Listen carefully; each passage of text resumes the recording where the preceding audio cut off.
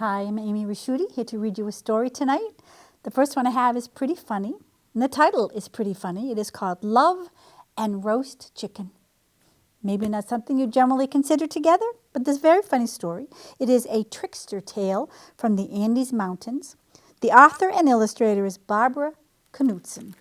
So let's find out what's going on with Love and Roast Chicken. One day, high in the Andes Mountains, Cui, the guinea pig, was climbing up and down the paths looking for something to eat. But just as he opened his mouth to take a bite of tender, sweet grass, Cui saw Tio Antonio, the fox, coming over the rocks right in front of him, and there was no time to hide. Cui thought fast. He squeezed under the edge of a great rock and pressed up with his arms. "Aha, dinner!" snarled the fox, ready to pounce. "Tio Antonio," cried Cui, "haven't you heard the sky is falling?" "Nonsense," growled Tio Antonio, but he couldn't help looking up. "Looks the same to me." "That's because I'm holding it up with this rock," said Cui. "I've been here all day and I need to go to the bathroom. Please, will you hold the rock for a moment?" Fox looked up again. It would be terrible if the sky fell. He crouched under the rock and pushed up with his front legs. "Don't let go," warned Cui, "or we will all be squashed flat." And he disappeared behind some bushes and scurried off to look for some more food. By sunset, Tio Antonio couldn't hold his arms up any longer. "I have to let go, even if the sky falls." He ducked and he let go. Nothing happened. The rock and the sky stayed where they had always been. "I'll get that guinea pig," barked Fox, and he bounded down the trail. Cui had just found another patch of sweet grass when he saw Fox coming. Instantly he started digging into the side of the hill. "This time I've got you," said Tio Antonio, and he grabbed Cui's leg. "Amigo mio," cried Cui, "don't you know the world is ending tonight in a rain of fire? Help me dig a safe den." "I'm not going to believe you this time," declared the fox. "All right," said Guinea Pig. "Don't blame me when your whiskers are on fire." Fox trembled. What if this were true? He shoved Cui aside and crawled into the dugout hole. "Well then, this den is for me, compadre. Go dig your own." Cui sighed. "Está bien. I'll even pile some rocks in front of the door to keep you safe from sparks. When the world ends, remember, I was your last friend." Tio Antonio huddled at the back of the den and waited. The end of the world. No more dancing by moonlight with the village girls. No more chicken dinners from the farmer's flock. But could this just be another trick? He peered through the rocks covering the entrance. Fuego! Flames crackled and smoked on the other side. What a good thing he was safe. When morning came at last, the flames were gone. Tio Antonio pushed away the rocks to see what the end of the world looked like. The sun was shining, a condor was soaring over the mountains, and down in the valley, Florinda, the farmer's daughter, was planting potatoes. In front of Fox's den lay a pile of ashes from Guinea Pig's fire. "Cui!" howled Fox. "Next time I'll eat you on the spot." But Cui had a plan. "I'm going where there's plenty of food and someone who always chases Fox away," he decided. He put on a hat and a poncho and went down the mountain to knock on the farmer's door. "Buenos dias, papai," said Cui. "Need any help with the alfalfa?" What a small man, thought the farmer, but I do need help. "Bueno," he said. "You can start right away." All day, Cui helped Florinda weed and hoe and water the fields, but all night he feasted on the fresh alfalfa. All this food and no fox in sight. "I'm going to stay here the rest of my life," he decided. By the third day, the farmer noticed something was wrong. "Who is stealing all my alfalfa?" he wondered. "I better make it look like someone is guarding the field." He shaped a little person out of clay and covered it with sticky sap from the eucalyptus tree. He propped it up in the field and went to bed. In the middle of the night, Cui crept out for a snack, but someone had gotten there before him. "Buenas noches. Are you a friend of Florinda's?" he said. The visitor said nothing. "I said, 'Hello.'" Cui reached out to shake her hand. His paw stuck. "Oh-ho, so you want to hold my hand," said Quee. He patted her on the shoulder with his other paw, but that one stuck too. "Caramba, let go," Guinea Pig said. "If you don't let go, I'll kick you." But the person didn't say a word. She didn't let go. Quee kicked hard with his right foot, which stuck. And then he kicked with his left foot, and that stuck too. "How rude," he cried. "Let go or I'll hit you with my head." But when he did that, his head stuck too.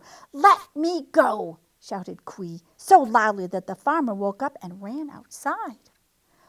"Que tramposo! What a rascal! You're not a farm worker, you're a guinea pig," cried the farmer, "and you've been eating all my alfalfa." "Well, Florinda loves to eat roast guinea pig, and tomorrow we will eat you." He pulled Quee free from the sticky gum doll. Then he tied him to the eucalyptus tree and went back to bed. "Can't get any worse than this," thought Quee, but here came Tio Antonio sneaking toward the chicken coop. "Well, well," said Fox, "I was looking for chicken dinner, but here is my appetizer." He came closer, the moonlight glinting on his sharp teeth. "Why are you tied up?" Guinea Pig gulped. Everyone wanted to eat him. "Oh, Tio Antonio," he gasped, thinking fast. "It's all because of love and roast chicken." Fox perked up his ears. "Those are my favorite subjects." Quee put his paw over his heart. "You know the farmer's daughter, Florinda. She wants to marry me, but the trouble is she eats chicken every single day. Can you imagine?" Fox imagined it. "But I am a vegetarian," declared Quee. "They've tied me up until I promise to marry Florinda and eat big plates of roast chicken every day. What am I to do?" "Pobrecito," said Tio Antonio, licking his lips. "I hate to see you suffer. It will be a hard life for me, but just to help you, I will take your place." "Really?" said Quee. "You are very kind." So Fox untied Quee, then Quee tied Tio Antonio to the tree and slipped back into the alfalfa field for one last feast. The next morning, the farmer came out to untie his dinner. To his surprise, he found a fox. "What now, another disguise?" The farmer picked up a stick. "Oh, no, Papai, don't hit me," said Tio Antonio. "I promise to eat one of your chickens every day of the year." "Como?" cried the farmer. "Of course, Papai," Tio Antonio added quickly. "I also plan to marry your daughter." "Como?" spat the farmer, and he raised the stick over his head. As fast as he could, Tio Antonio explained what Quee had said. "You believed a story like that? How foolish!" The farmer laughed until tears ran down his cheeks. "Que ridiculo!" While the farmer laughed, Fox bit clean through the rope and scrambled over the field. "Quee!" he howled as he ran. "You will never trick me again!" And to make sure that was true, he stayed away from Quee for a long, long time. The end. I hope you thought that was a funny one. Love and roast chicken. That's a good one. Thank you. We have an alphabet story today for us. It's called Once Upon an Alphabet, Short Stories for All the Letters. I bet you think it's going to be boring. I bet you think alphabets are boring. This is a funny one. The author and illustrator is Oliver Jeffers. So we will find out about each letter as we go along the way, because it's very cleverly done. All right. If words make up stories and letters make up words, then stories are made of letters. In this menagerie, we have stories made of words, made for all the letters. Beginning, of course, with A, an astronaut. Edmund was an astronaut. For ages, he'd been training to go on an adventure up into space to meet some aliens. Although there was a problem. Space was about 328,416 feet above him. And Edmund had a fear of heights. Anything over 3 feet in the air was a bit too much for him. He had a long way to go. Another 328,413 feet to be accurate. B, burning a bridge. Bernard and Bob lived on either side of a bridge and for years had been battling each other for reasons neither could remember. One day, Bob decided to fix things so Bernard couldn't bother him anymore by burning the bridge between them. But Bob learned an important lesson that day. He needed the bridge to get back. C. Cup in the cupboard. Cup lived in the cupboard. It was dark and cold in there when the door was closed. He dreamed of living over by the window where he had a clear view. One afternoon, he decided to go for it. Unfortunately, he forgot that the counter was a long way down and made of concrete. D. Danger Delilah. Danger Delilah is a daredevil who laughs in the face of death. No one likes being laughed at, you know. And dances at the door of disaster's domain. Nothing is too dangerous, and she fears no one. Except her dad when she's late for dinner. Delilah, if you're not home in 5 minutes, there'll be no dessert. E. An enigma. How many elephants can you fit inside an envelope? Turn to the letter N to find out. F. Forever. Ferdinand was out walking his frog when he came upon a hole, a really big hole. In fact, it was the world's biggest hole, and it went on forever. He dropped a penny in it to see how long it would take to hit the bottom. Would you believe me if I told you it's still falling? That's because forever never ends. G. Guarding things. Leopold Picard is a really great guard. He'll guard anything he is given, provided he is asked nicely enough. Good manners are very important, you know. None shall pass without asking nicely. Glacier, this way. His current assignment is a bit boring, but he doesn't mind. It's much better than his last one. H. Half a house. Helen lived in half a house. The other half had fallen into the sea during a hurricane a year and a half ago. Being lazy and not owning a hammer, she hadn't quite got around to fixing it yet, which was fine, until the horrible day she rolled out the wrong side of bed. I, the inventor. There once lived an ingenious inventor who invented many ingenious things. His latest invention allowed him to observe iguanas in their natural habitat. Incognito. Is that an iceberg? I have no idea. J. Jelly door. You can do all sorts of things with jelly. You can eat it. You can throw it. You can make stuff out of it. That's what Jemima did. She made her front door out of jelly. That way, if she ever left home without her keys, she could just reach in and grab them.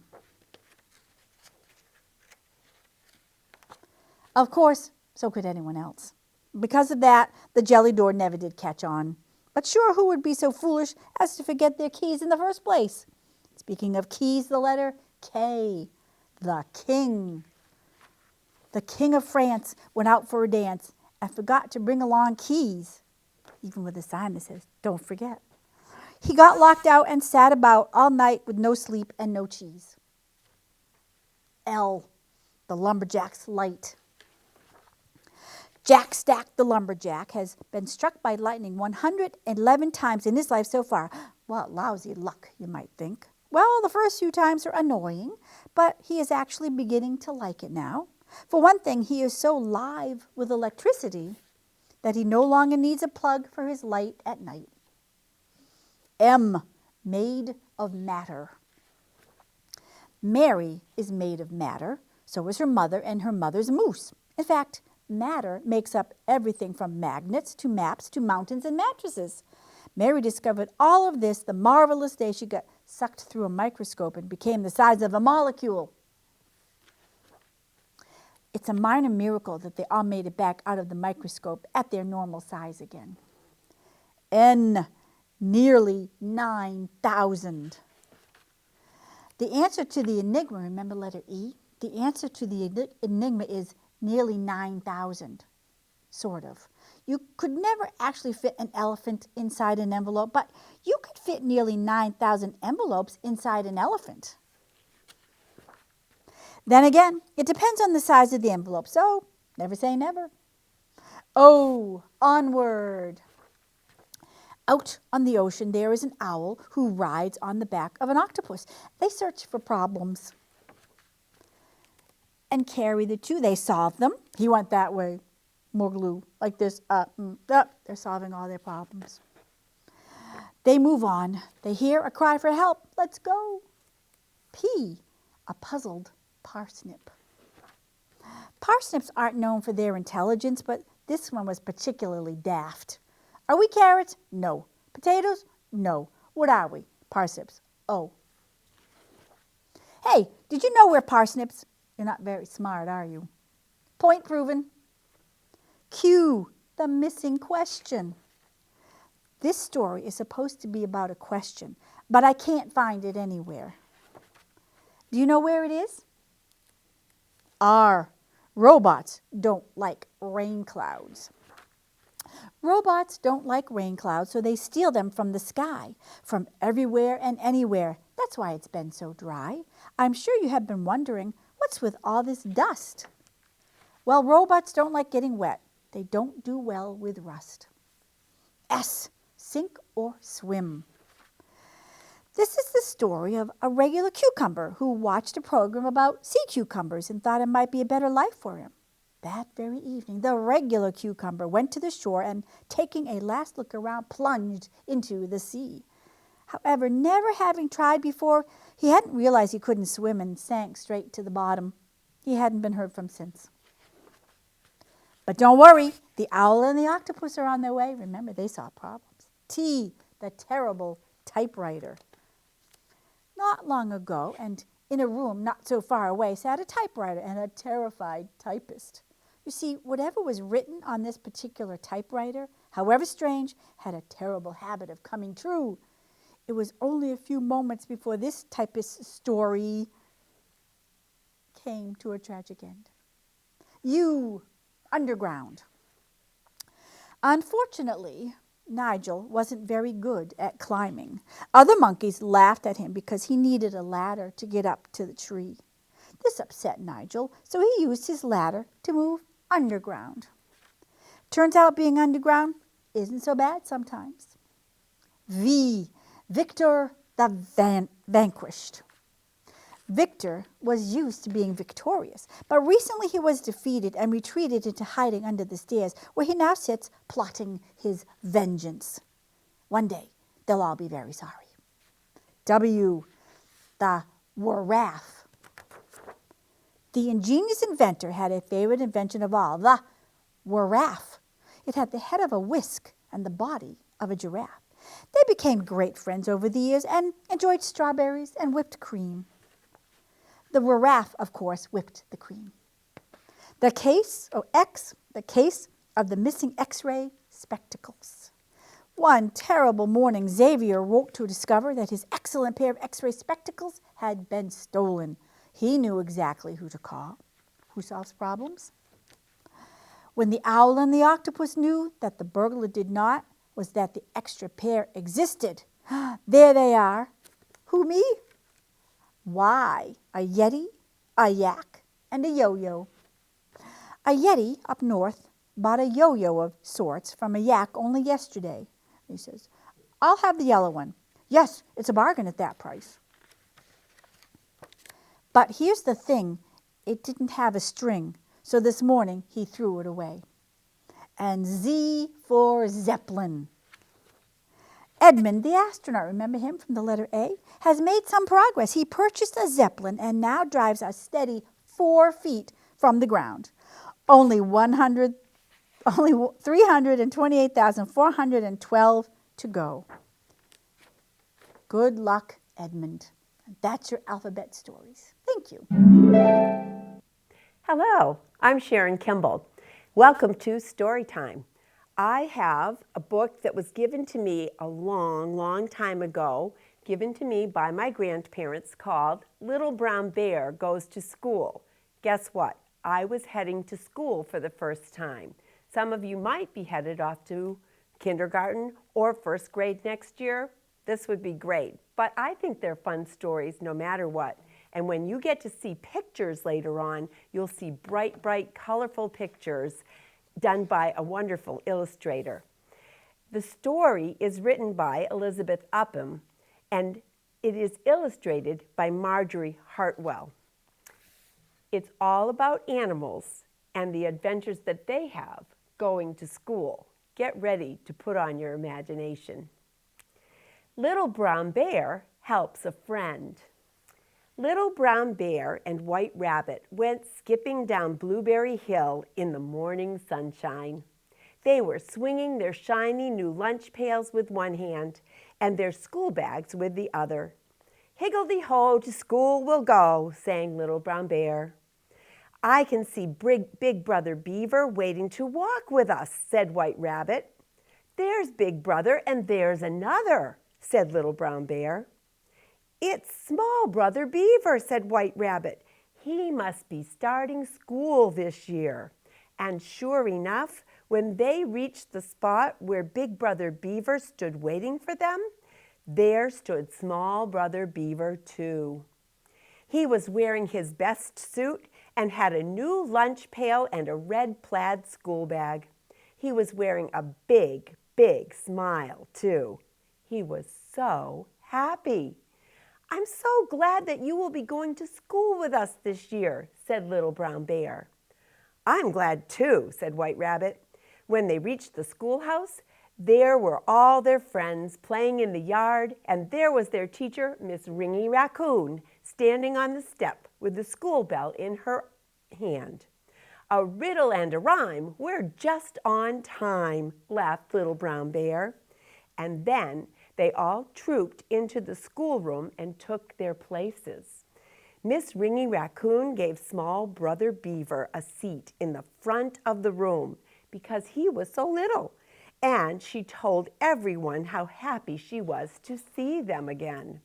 "72, we're glad to see you," said Little Brown Bear, and all the others smiled and nodded their heads. Small Brother Beaver had a bigger smile than anyone else.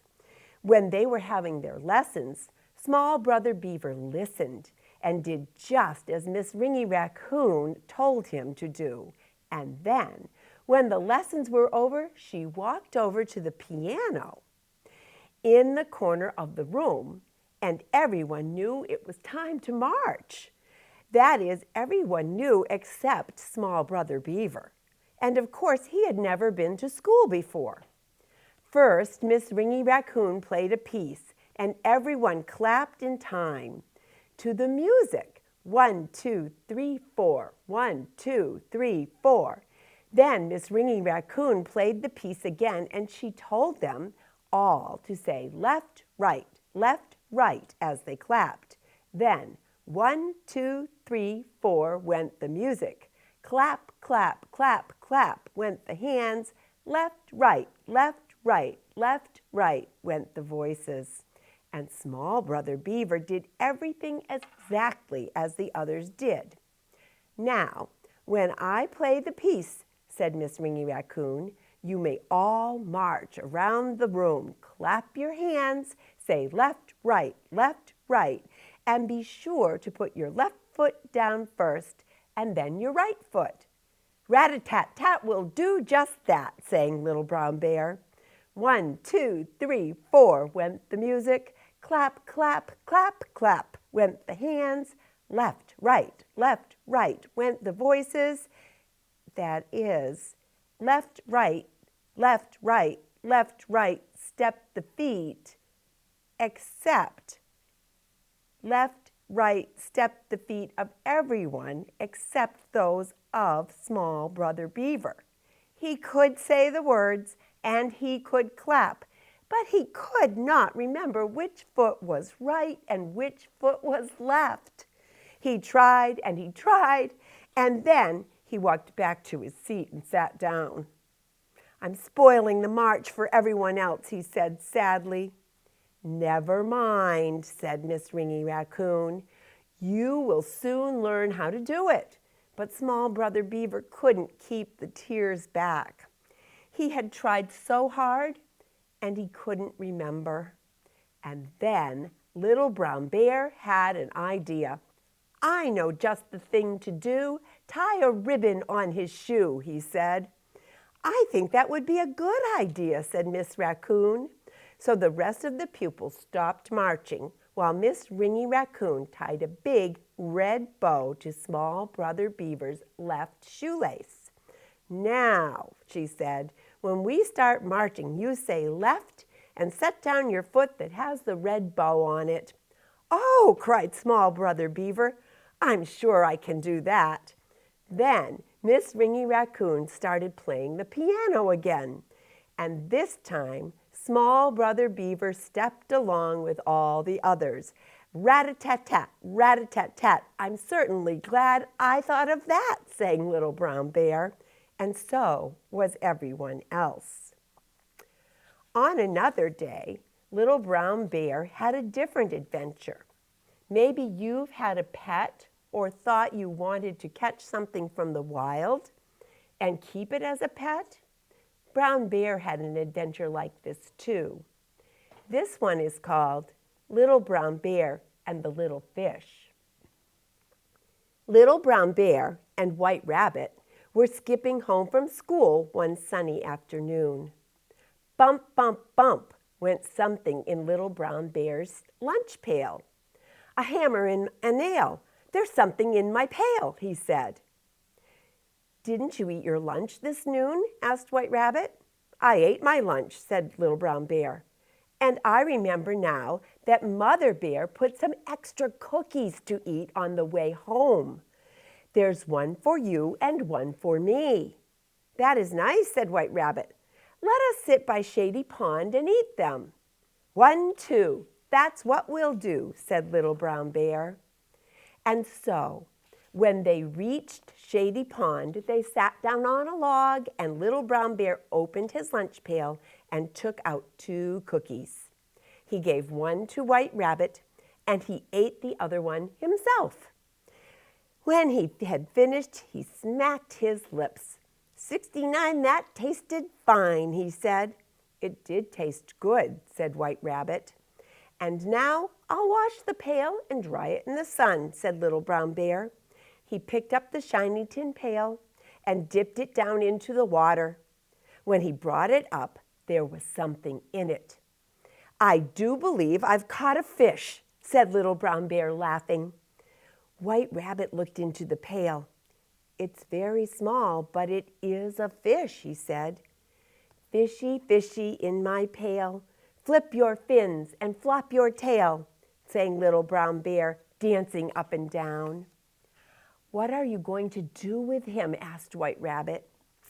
"I could take him home and put him in a glass dish," said Little Brown Bear. "I think that is a good idea," said White Rabbit. "Mother Bear would like to see him." So, carrying the tin pail between them, Little Brown Bear and White Rabbit went over the hill toward home.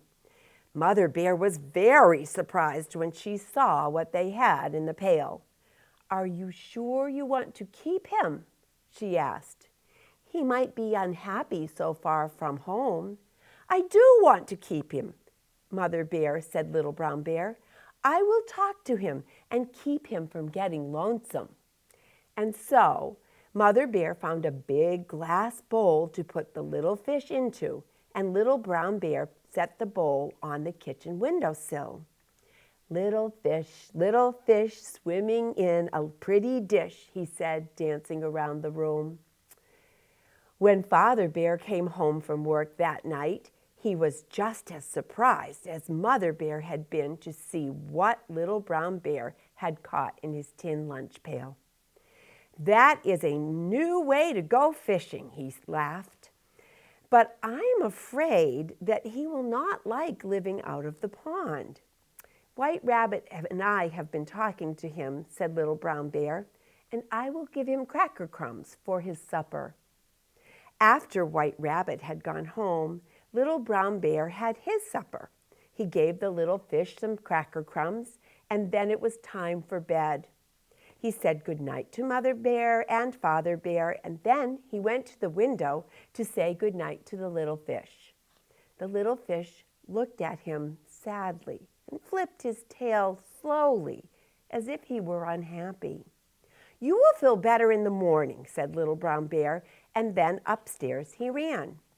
He took off his little blue trousers, his red blouse, and his brown shoes, and then he hopped into his clean little bed. He could hear Mother Bear and Father Bear from the kitchen where they sat talking. It always made him feel happy when he knew that they were near. And then he thought about the little fish and how unhappy he had looked. It must have been because he was so far away from everyone that he knew. Suddenly, Little Brown Bear jumped out of bed and ran down the stairs into the kitchen. Suddenly, he knew. "I want to take the little fish back to the pond," he said. "I want him to be home with his family and friends." "Well, put your clothes on," said Father Bear, smiling, "and we'll have him there in a jiffy." And so they carried the little fish back to Shady Pond and put him down into the water. It made Little Brown Bear smile to see how happy the little fish looked as he swam away. It's been wonderful reading to you about Little Brown Bear today. There are other Little Brown Bear stories to think about maybe for another day. I'm Sharon Kimball. I hope you enjoyed this story.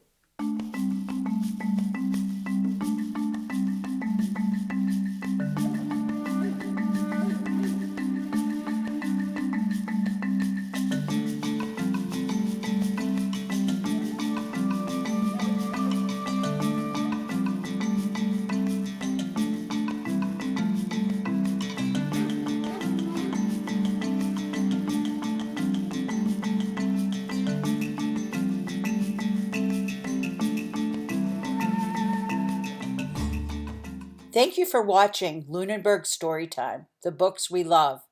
If you'd like to get involved and become a reader, we'd love to have you come into our studio and read a book that you love.